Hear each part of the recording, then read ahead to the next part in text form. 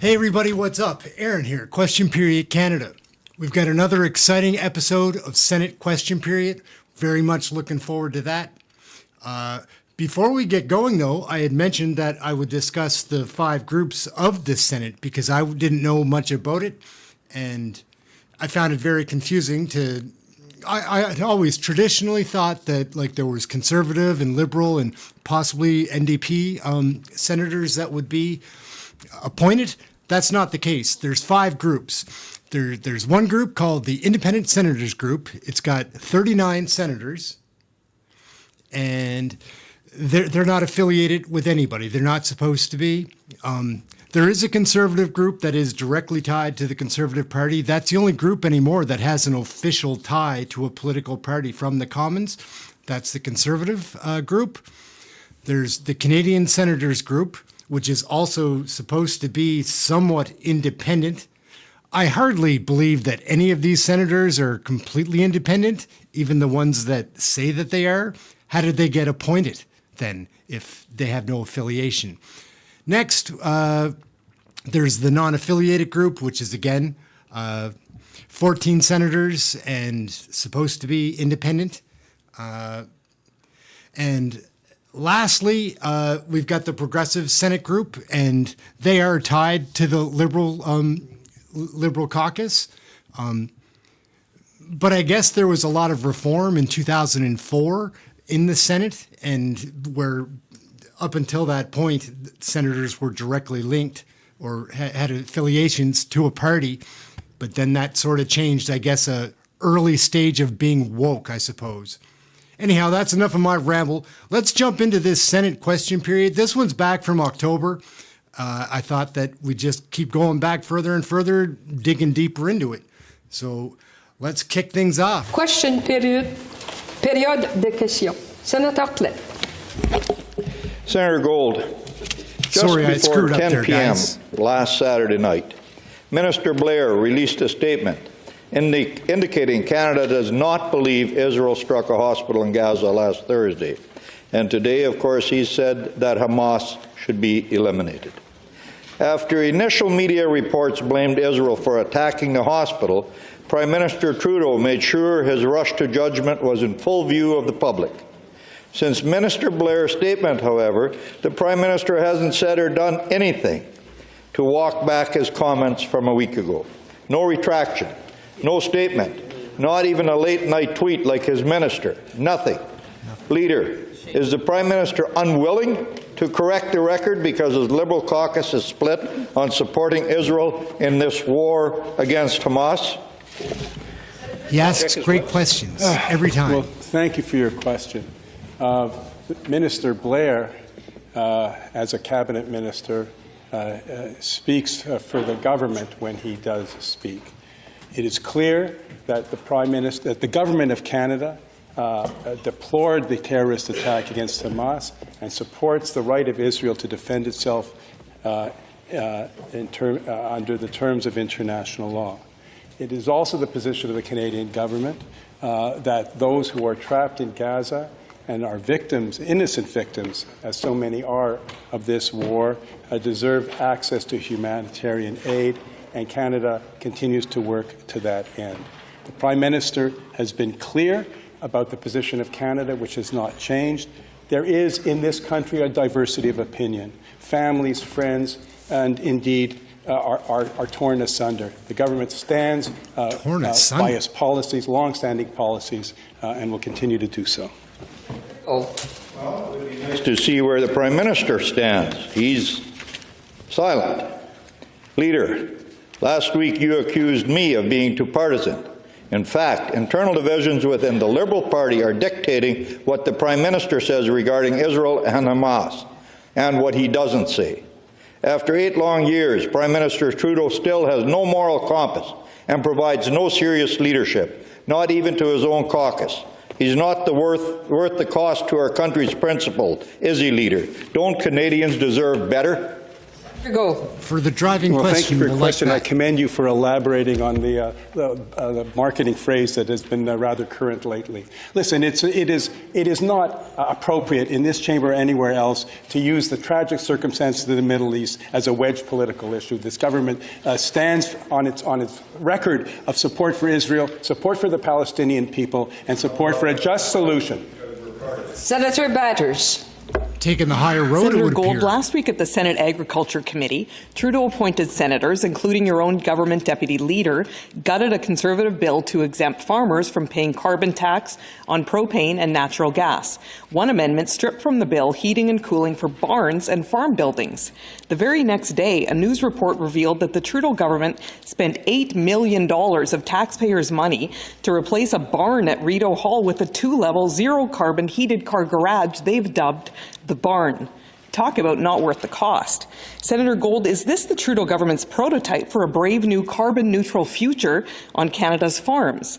Why is this Trudeau government so determined to stick it to the very people who produce Canadians' food?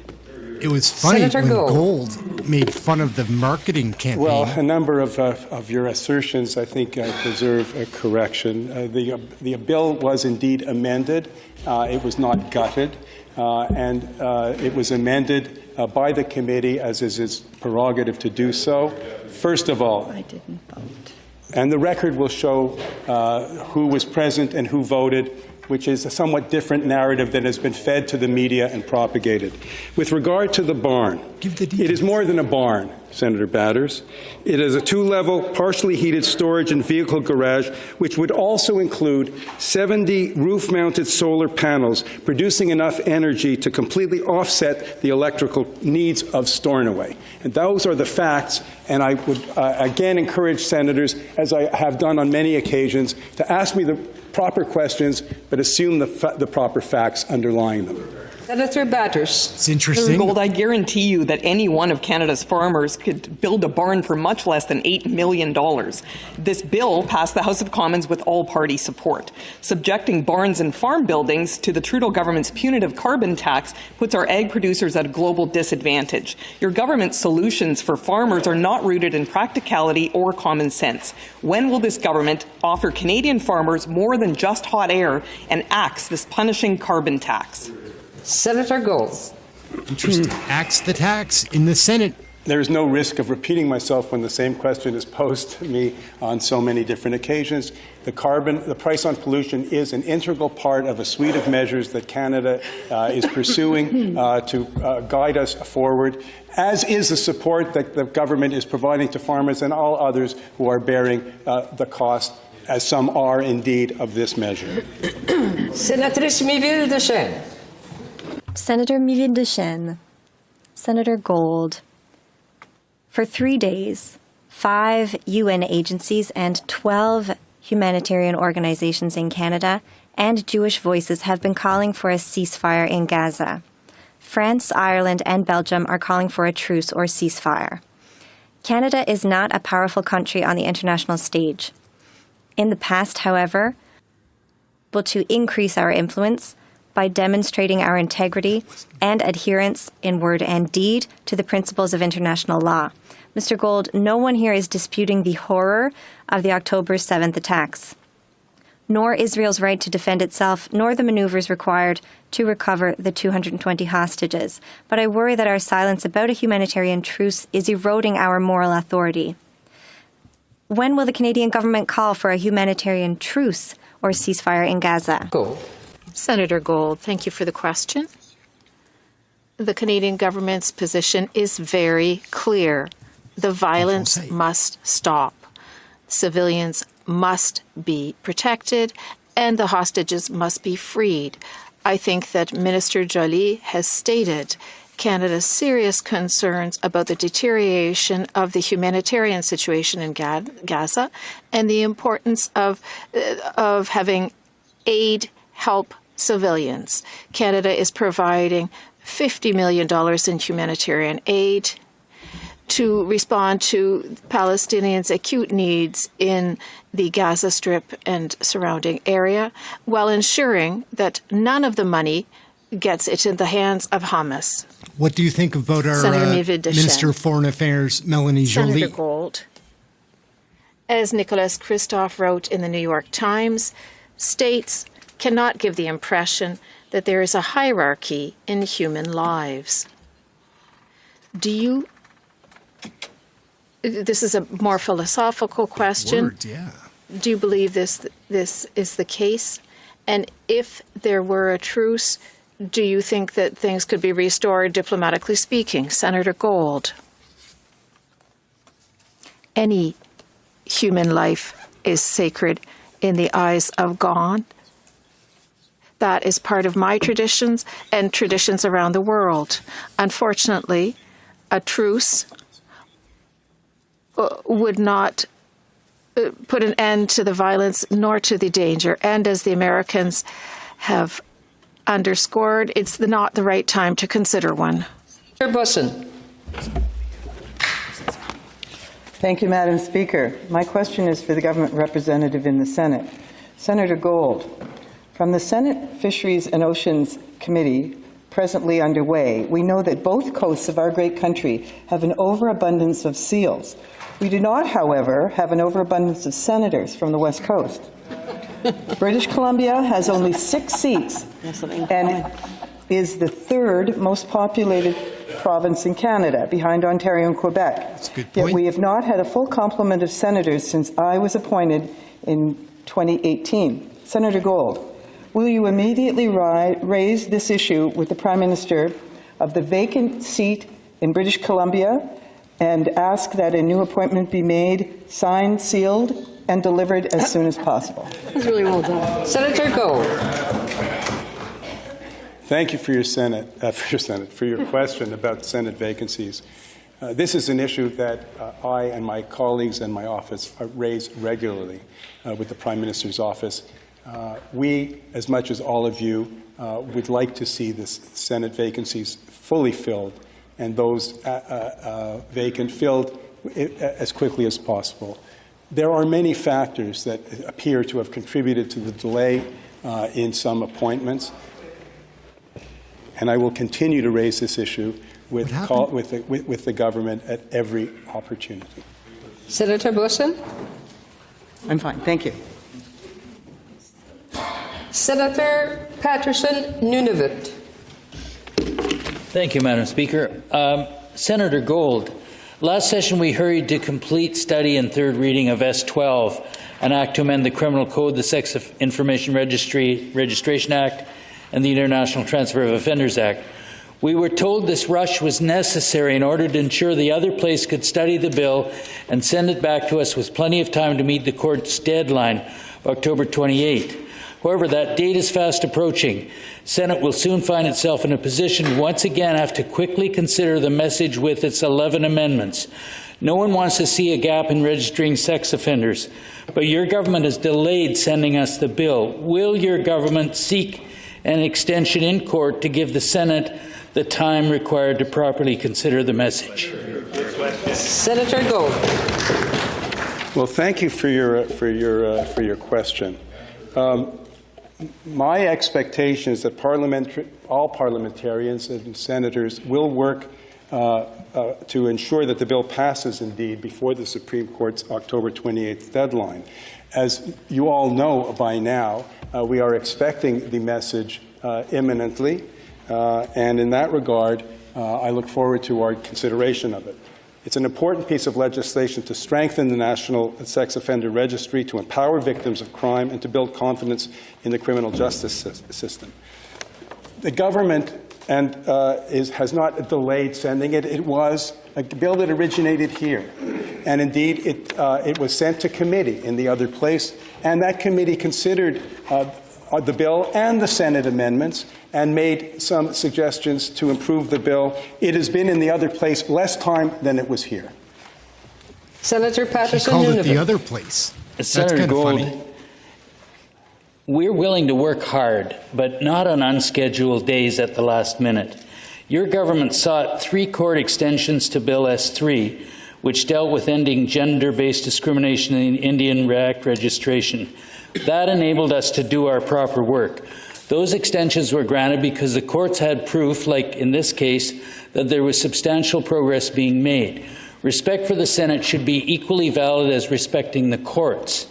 So, Senator Gold, I ask you again, will you convey to the government the imperative to seek an extension from the court on an urgent basis so that the Senate can do its work in a timely manner?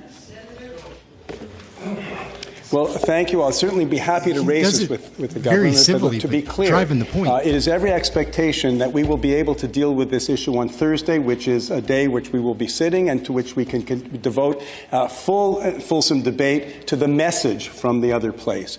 And I fully hope that we can dispose of it before we rise on Thursday. Friday is also a day that, if we have to, we can sit as well to make sure we respect the deadline.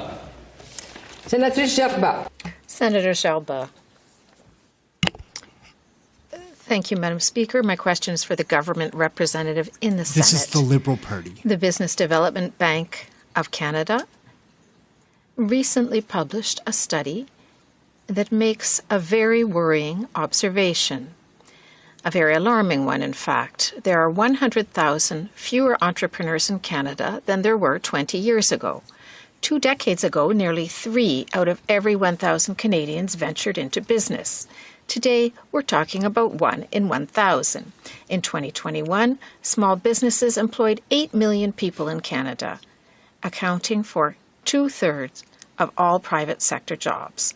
Senator Gold, it's clear that the initiatives put in place for entrepreneurs are not enough. What does the government intend to do to support them further? It's Senator weird because Gold, she's thank you for from the the question. Progressive Party, which the government is tied knows to the very Liberals, well that and she has small a question. businesses are the driving our economy. They employ more than 10 million devoted workers all across the country. The Small Business Week just wrapped up, and on the occasion, Minister Valdez announced new financial support for small businesses, including a fund to help 2,000 female business entrepreneurs across the country to help them open a business, and another fund to help Indigenous business owners so that they can also succeed in business. The government wants to support small business owners across the country, whether they're at the startup stage, trying to develop their business, or planning to open new markets. Senator Gerba. Thank you very much, Senator Gold, for this response. The Canadian Emergency Business Account has made it possible for small businesses to benefit from a loan that must be repaid by January 18th, 2024. Provincial and territorial premiers have recently called for this deadline to be extended. Does the government intend to grant the request? Senator Gold. Thank you. While we continue to support small business owners and their workers, the government has already made the conditions more flexible. The January 18th, 2024 deadline is for an expanded grant, and there are other measures that will help small business owners. Senator Gold, last week I asked Minister Duclos, who at CBSA and at Procurement Canada is responsible for verifying outside consultants and subcontractors. And given the disturbing information we saw this morning in the Globe and Mail, where $54 million of taxpayers' money has been spent on a Arrive scam, spent on consultants who have not only fudged their CV, but fabricated expertise for companies that don't even exist. And given the fact that your government since 2015 has increased spending on outside subcontractors and consultants by 74%, how could you possibly justify this? And how can you tell this floor who is responsible in the Trudeau government for vetting these contracts? And at the end of the day, ArriveCan has become a fraud, has become a fiasco, and has become an Arrive scam. Now, who's accountable for this? Senator Gold. Well, vis-a-vis the troubling Blame it on Anthony allegations surrounding Rhoda. ArriveChem, as senators know, it is a matter that is not only under investigation by the RCMP, but is also their internal investigation going on under the auspices of CBSA. It is also the case, colleagues, as you know, that the Minister Ehren has recently announced new public service guidelines on outsourcing and procurement, on when they are required, and tools to mitigate risk to ensure that the processes are transparent and appropriate. And there's nothing more that I can comment on in terms of the ongoing investigations, except to say that they are ongoing, and both at the RCMP level and within CBSA, which is the appropriate place for those investigations to take place. Senator Ousakos. No one's being held accountable, but we know there's all kinds of investigation because this whole thing stinks. Senator Gold, while we still have a lot to learn about the rot that is ArriveChem, one thing that is abundantly clear: hard-working, law-abiding, everyday Canadians are still facing an exorbitant amount of fines associated with this get-rich scheme for Liberal insiders. Canadians like Mr. Milad, a local tailor right here in Ottawa who is returning home from visiting his family in the Middle East and will now have to close his shop to travel to Montreal for a court date, costing him tons of money, Senator Gold. When will your government do the right thing while these investigations go on and at least cancel the outstanding ArriveChem fines that are being saddled on Canadians? Senator Gold. I'll certainly take your suggestion to the attention of the appropriate minister. I would not assume one way or the other that every violation for which someone was fined was necessarily inappropriate, but your suggestion will be transmitted as quickly as I can. Senator Carignan. Senator Carignan, thank you very much, Madam Speaker. Mr. Leader, on October 13th, the government suffered a searing defeat at the Supreme Court of Canada. The Supreme Court believes that a large part of C-69 regarding environmental impact assessments was unconstitutional and, in fact, went beyond or overstepped the government's jurisdiction. Premier Kenney of Alberta has advised you, we've advised you, Minister Benoit Charette, the Environmental Minister for Quebec, also advised you of this. All opposition members many times have done so as well. I have done so. Mr. McKenna did so as well. We were talking, that is, about the unconstitutionality of C-69. Why did your government ignore the Premier's request to be heard? Senator Gold, thank you for the question. Let's be clear about the facts. The Supreme Court of Canada reaffirmed the jurisdictional authority of the Government of Canada when it comes to the environment. This is an important part of the law and the jurisdiction of the Parliament of Canada. Yes, there were certain aspects of this bill that the court judged unconstitutional, and the government has already responded to these, to this statement. The Government of Canada will follow up, will work with the provinces and Indigenous groups, read the Supreme Court's decision very closely, and work quickly to fix the problem and to continue to have a bill that serves Canadians. Senator Carignan, supplementary. I love Please. how smoothly it goes. When will the government compared to Commons eliminate what is left of C-69 so that there is a bill that authorizes projects within 12 months and not within 12 years? Senator That gentleman Gold. looks in pain.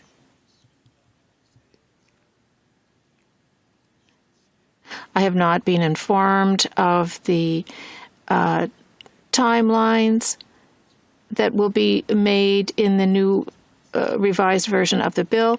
As soon as they are known and made public, the chamber will be informed of them. Douglas. I want to shift now from one fiasco to another. It's been now a year and a half since Trudeau's accelerated fund program for building more homes in Canada. And we look at Toronto, we look at Montreal, we look at Vancouver, record lows in building homes. When will your government realize that your home building plan is a failure and go back to the drawing board, or better yet, just resign for the betterment of future generation of Canadians? That was a harsh thing to say. Well, a question coming from someone with a business background that evidences such minimal understanding of the economics of the housing market is really stunning. The government is delivering on its plan to double housing construction to make housing more affordable. Since announcing the new measures of the TFSA in April, over 150,000 Canadians have opened a first home savings account. The action taken by this government to remove the federal GST on the construction of new rental apartment buildings and urging all provinces to follow suit has unlocked entrepreneur willingness across the country, and indeed has also unlocked $20 billion in new financing to build 30,000 more apartments per year. In addition, the government has made announcements, housing accelerator agreements with the cities of London, Hamilton and Vaughan, continues to have the discussions with other communities. This is real leadership. This is real practical, on-the-ground leadership to address a problem that really affects all Canadians and demands proper solutions, not rhetoric. Senator Wousakos. The only people exercising rhetoric is your government. Senator Gold, your own Minister of Housing has recognized that they have to, this government and Canadians have to lower expectations. It doesn't take a genius. Just go out there and speak to young Canadians who can't rent an apartment, let alone buy a house. And right now, young Canadians, first-time buyers, they need to amortize their house for 200 years to be able to pay off a house in this country. Don't lecture me about speak to young Canadians. We have never had it harder than today when it comes to buying a home. He just cussed. He said, it's harder for young Canadians to buy homes. It's certainly something that I understand, having been in the real estate business in a previous life and having children and grandchildren. That does not mean, however, that it is the exclusive responsibility of the federal government to deal with a national. Floor. I stand by my answer. Thank you, Madam President, for intervening. I do appreciate some attention when I try to answer. Senator McFedrin. Goodness, guys. Well, that's a heated debate right there. This is my lucky day, Madam Speaker. It's her lucky Thank day. You very much. Great. I have a question for Senator Gold. Sustainable Development Technology Canada is a federally funded agency mandated to find, fund and foster Canadian innovation in the green, clean tech field, providing more than $1.5 billion to Canadian startups to date. Unfortunately, it has also been rocked by allegations of financial mismanagement, conflict of interest, workplace harassment, and a volatile, toxic work environment. Canada's Ministry of Innovation, Science and Economic Development ordered a review of the agency's practices. Now done. Senator Gold, I was contacted by some potential whistleblowers with knowledge of this workplace who indicated that some staff were pressured to sign NDAs to conceal information about their negative experiences. Because the review has been described... What's going on? Anticipating the conclusion of your question, we have strict times, as I do in my answer. My understanding is that a third-party expert was named to investigate once it heard of these allegations, or at least general allegations. And the government has received their report, taking it seriously, and is taking the following immediately corrective action, including implementation of an action plan by December. I am not aware, Senator, of the issue of non-disclosure agreements. I certainly will inquire into that matter so that the next time you ask me, I may have a more fulsome response. Senator McFedrin, 30 seconds. Thank you very much. In addition to that, could you please ask the government to report publicly on the review and to specify the use of NDAs by this federally funded agency? Thank you so much. Senator Gold. I'll certainly add that to my inquiries. Thank you. The most polite voice ever asking a question. Senator Gold, for years, Iranian Canadians have called on the Trudeau government to list the IRGC as a terrorist entity. They did so before and after the IRGC shot down flight PS 752, killing Canadian citizens and permanent residents. They did so last year after a 22-year-old woman, Masa Amini, was murdered. They did so again in the wake of the evil attacks by Hamas on Israel, which was surely backed by the Iranian regime. Minister LeBlanc said he asked his officials to update their advice about listing the IRGC. How much longer, Senator Gold, how much longer will it take to criminalize this terrorist group? Senator Gold. Well, thank you for your question. Thank you for your question.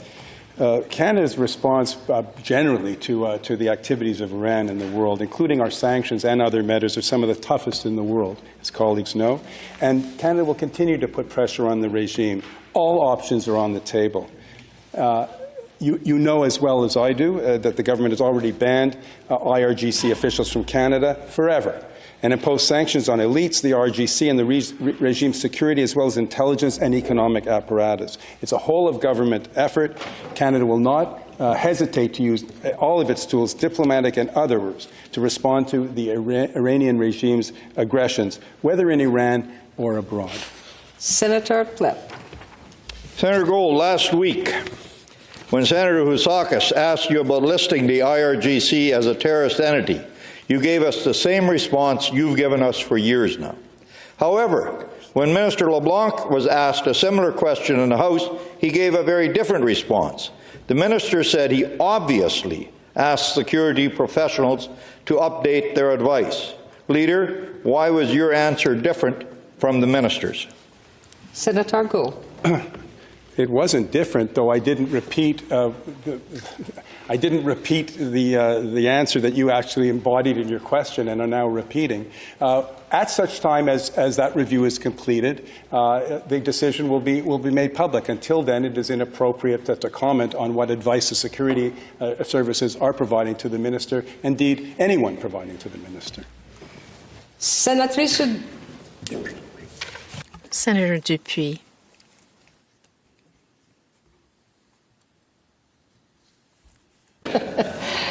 Sénatrice Dupuis, vous avez... Senator Dupuis, you have 10 seconds to ask your question. My question is for Senator Gold. Are you going to convince the Privy Council that every single bill tabled be accompanied by a GBA Plus report? Answer. The importance of this analysis is fundamental. I've already mentioned this in a committee context. The government is aware of the committee members' expectations, and I will highlight the importance of this aspect of the committee process to the government. First question period has expired. Delayed answer. Réponse différée. Ordre du jour. Orders of the day.